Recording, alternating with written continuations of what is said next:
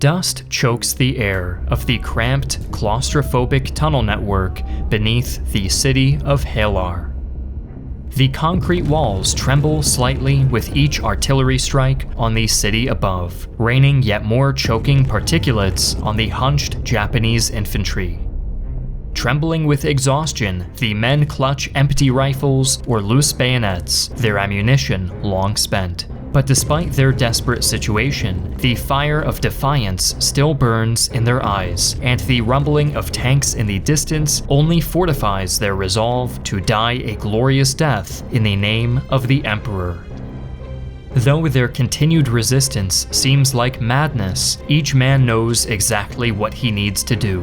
When they emerge from their holes, they will charge the enemy tanks directly, using rubble for cover. Those with bayonets will sacrifice themselves to distract the infantry, while the men carrying demolition charges will flank the Soviet armor. None will return, but their deaths will allow Halar to survive one more grim day. Hi, I'm Griffin Johnson, the Armchair Historian. Many viewers will be familiar with the island-hopping campaign that the United States carried out against Japan for control of the Pacific Ocean, but the enormous Soviet push into Japanese-occupied Manchuria in 1945 remains remarkably obscure. Known sometimes as the August Storm, the Soviet offensive captured over 1 million miles of land in less than 3 weeks, a feat unequaled in military history. In this video, we'll see how a nation thought devastated by war with Germany smashed the ambitions of Imperial Japan while simultaneously moving into a position capable of threatening the home islands themselves. During the Second World War, the Soviet Union struggled with many strategic problems, and Russian officers had to learn many harsh lessons before they gained the upper hand against the Axis forces. Fortunately, the sponsor of today's video, Skillshare, gives you the chance to take advantage of thousands of inspiring creative classes dictated by various industry professionals. Skillshare has played an instrumental part in my own journey on YouTube. I was taking classes on how to optimize my growth on the platform and establish my brand to a wider audience. The knowledge from these lessons were crucial in helping me maintain my creative output and manage the team that brings you quality content on a consistent basis. If you'd like your own primer on this topic, I'd recommend lessons like YouTube Success, Script, Shoot, and Edit with MKBHD created by Marcus Brownlee. As a bonus, the first 1,000 viewers to sign up using the link in the description below will get a 1-month free trial of Skillshare so you can start exploring your creativity today. Ever since the Japanese invasion of Manchuria in 1939, tensions between the Empire of the Rising Sun and proletarian dictatorship of Soviet Russia had been high. Stalin was all too aware of Russia's stinging loss to Japan in 1904, and the image-obsessed autocrat was keen to reauthor the narrative. Border clashes between the two nations had been exceptionally common, with patrolling squads of Japanese and Soviet troops frequently opening fire on each other or conducting small-scale border raids that resulted in dozens of casualties on both sides. Additionally, Soviet Russia had been a major source of military aid for Chiang Kai-shek's Kuomintang, offering the beleaguered government nearly 10 times the resources of other sympathetic powers such as the United States. So great was Stalin's hatred of the Japanese that he was willing to overlook the Kuomintang's mass slaughter of Chinese communists so long as they continued to offer military resistance to their occupiers. The only thing that kept the war from breaking out between the two powers was their preoccupation with other matters. For the Russians, Operation Barbarossa posed a far greater existential threat to Soviet power than even the millions of Japanese troops stationed on the USSR's Manchurian border. The Japanese were rabid anti-communists, and logic dictated it was only a matter of time before the empire would strike. For the Japanese, it was the ongoing war with America, whose oil embargo threatened to cripple the Japanese economy and stall any further expansion into Central Asia and beyond. Thus, the two natural enemies spent most of the war standing back to back, unable to do more than glance threateningly over their shoulders at each other while they dealt with Nazi expansion and Allied resistance, respectively. The first signs of inevitable confrontation emerged in November 1943 at the Tehran Conference. With the war now clearly turning in the favor of the Allies, Joseph Stalin formally pledged to turn his attention eastward as soon as Germany was defeated. By 1944, he had already appointed Marshal Alexander Vasilevsky as Commander-in-Chief of Soviet forces in the Far East, and tasked the veteran staff officer with drawing up plans for an invasion of Manchuria. At the Yalta Conference in 1945, Stalin reaffirmed his commitment to the war in the East while simultaneously managing to wrestle US President Theodore Roosevelt into agreeing with his plans to restore the territories lost by Tsarist Russia during the Russo-Japanese War. With his mission to avenge this black stain on Russian honor granted international approval, Stalin headed back to Moscow and demanded that the perpetually beleaguered Soviet High Command, or Stavka, drag its attention away from the advance on Berlin and confront the daunting task of invading 1.5 million square kilometers of virtually undeveloped wilderness on the opposite side of the country.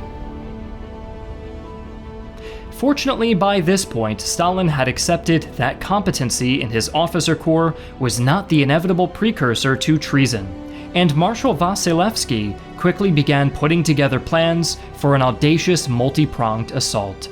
Vasilevsky possessed a keen eye for logistics and operational planning, and he quickly began assembling a force of hand-picked units known for their experience fighting in difficult terrain.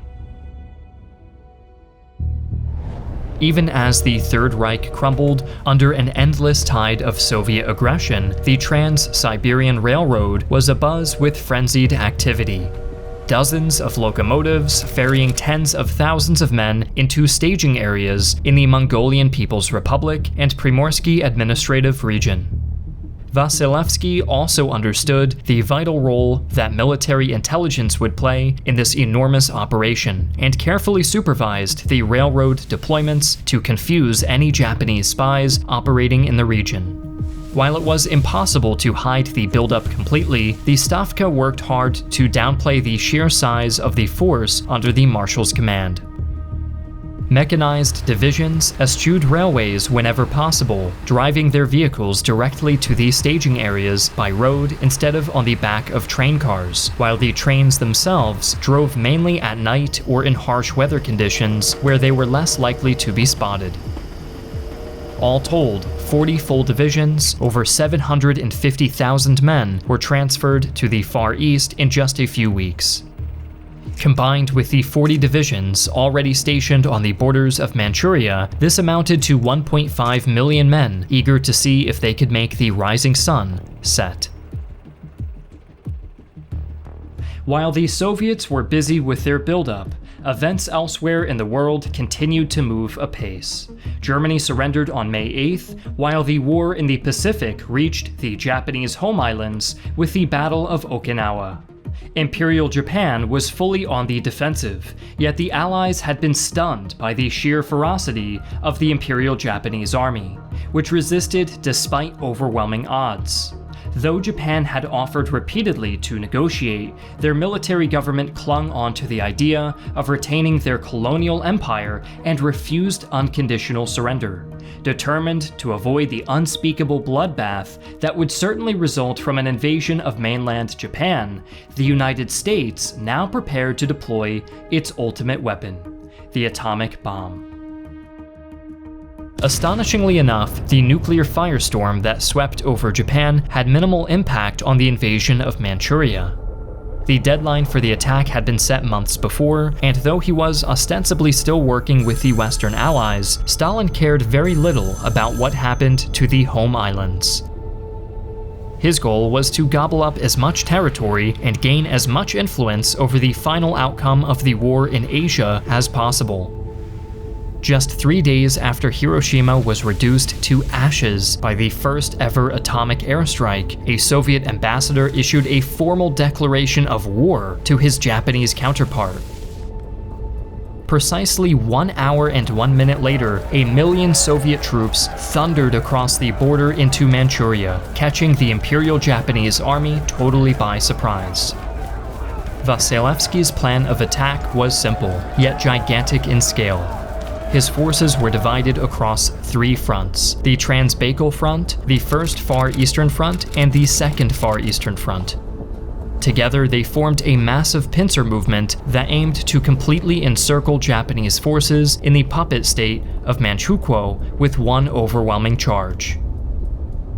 Although caught by surprise and substantially outgunned, the Japanese Kuomintang army stationed in Manchuria had no intention of simply rolling over and giving up. Sources conflict on their exact size in 1945, but at a minimum, General Otozo Yamada had 800,000 men under his command and could call up another few 100,000 in reserve from Manchukuo and Mengyang.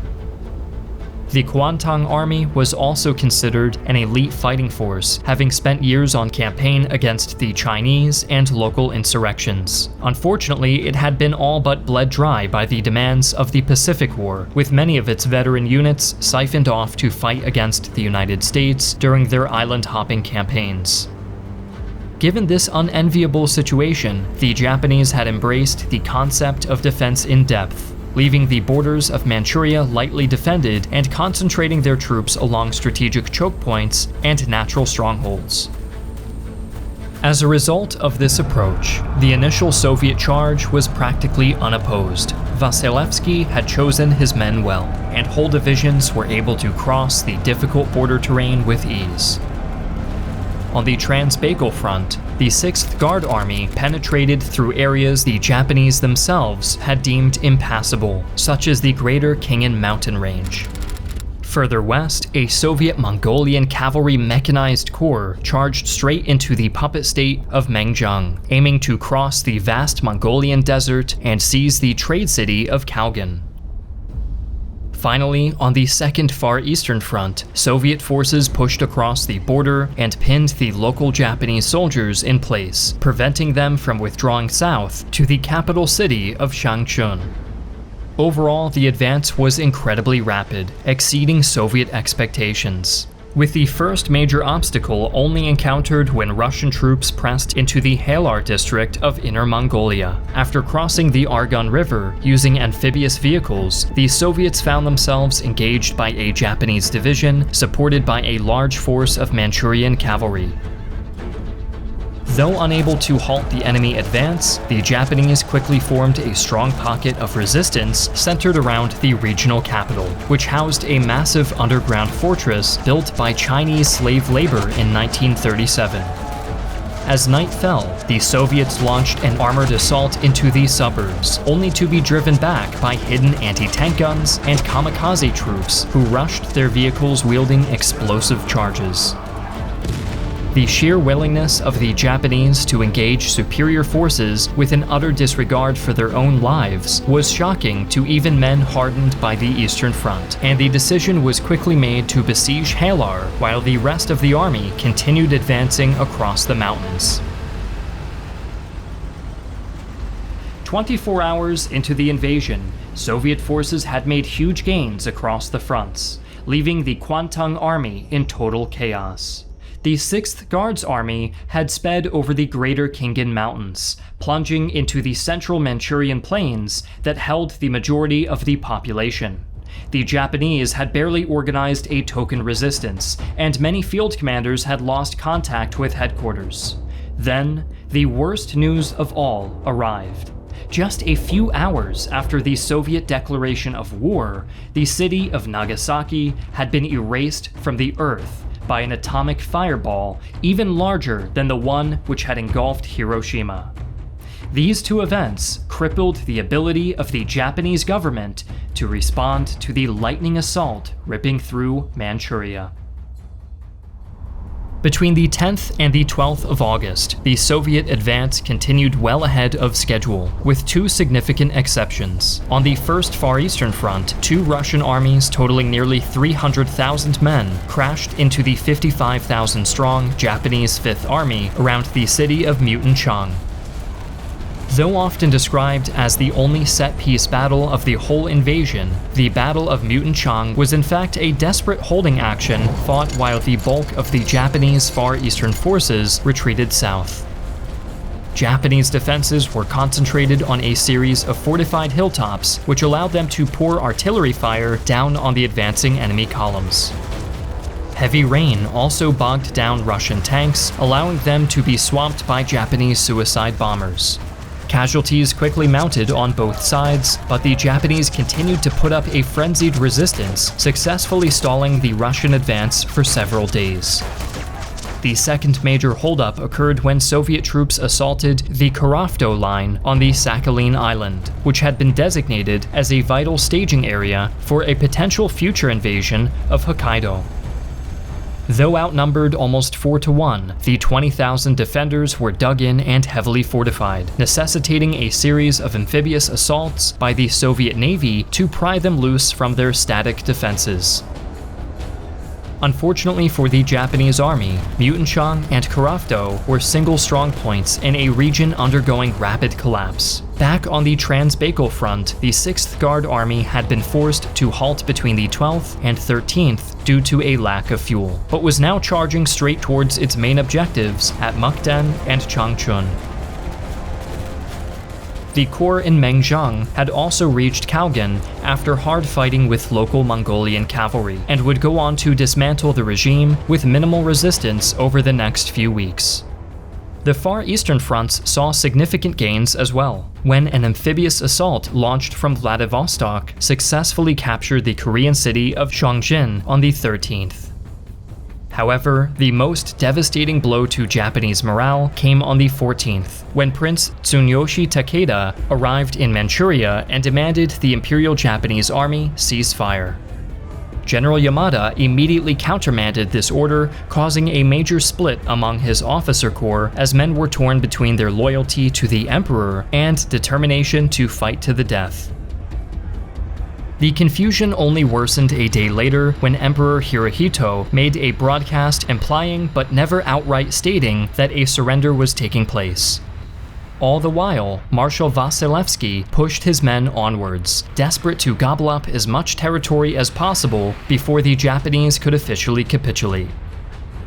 On the 16th, the Soviets launched an all-out assault on Mutanchang, engaging the defenders in brutal room-to-room combat as massed Katyusha rocket artillery systematically annihilated the remaining hill forts. Having been cut off from all communications for days, the defenders stubbornly fought to the last man, inflicting over 10,000 casualties on the Russian aggressors before the city fell. Their sacrifice had been brave, but it was ultimately a futile gesture, as the bulk of the Japanese army would simply lay down its arms in accordance with the surrender only 2 days later on the 19th. This was the same day the defenders of the massive fortress complex at Halar surrendered, having been whittled down to fewer than 4,000 men after a 10-day siege. The only remaining strong point was the Kurafto line, whose defenders unanimously rejected the surrender order. With their advance now proceeding more or less unopposed, the Soviets began to uncover some of the darker secrets of Manchuria. Upon reaching the large city of Harbin on the 20th, the men of the 1st Red Banner Army discovered the infamous Unit 731 busily trying to destroy all evidence of its nightmarish biological weapons program. They also discovered the mass graves of murdered Chinese civilians, and even Japanese civilians who had been executed by the retreating IGA in order to save them from the indignity of having to surrender. But the Soviets had very little mercy of their own, and cities like Changchun and Harbin were subjected to days of looting and burning. Although the official capitulation of the exhausted Kwantung Army occurred on the 19th, the Soviets would continue offensive operations until early September. When the train lines ran out, they used trucks and horses. When the supply depots were out of range, they used airdrops. Under Vasilevsky's leadership, the Red Army stretched its supply lines further than anyone had previously considered possible, pushing from the borders of Mongolia all the way to the Korean peninsula in less than 3 weeks. Sakhalin Island would fall on the 25th, and a series of amphibious assaults on the Kuril Islands would only end when Japanese ambassadors arrived in Soviet territory to declare unconditional surrender of the entire nation. Though modern historians continue to debate whether the atomic bombs or the invasion of Manchuria contributed most to the Japanese surrender, the Soviet contribution should not be underestimated. By the time their offensive ended, all of Japan's mainland territories had been wiped out, and over 2.7 million Japanese citizens had been captured. Russian casualties have been heavily debated, but a generally accepted figure is around 24,000. Vasilevsky's logistical genius had delivered Stalin a victory that Tsarist Russia could only have dreamed of, restoring all of the territory lost in 1905 and granting Russia unparalleled influence in Asia. This would have huge implications for the coming Cold War. Thanks again to Skillshare for sponsoring this video. If you'd like to be among the first 1,000 viewers to benefit from a 1-month free trial of the best online learning platform available, don't forget to sign up using the link in the description below.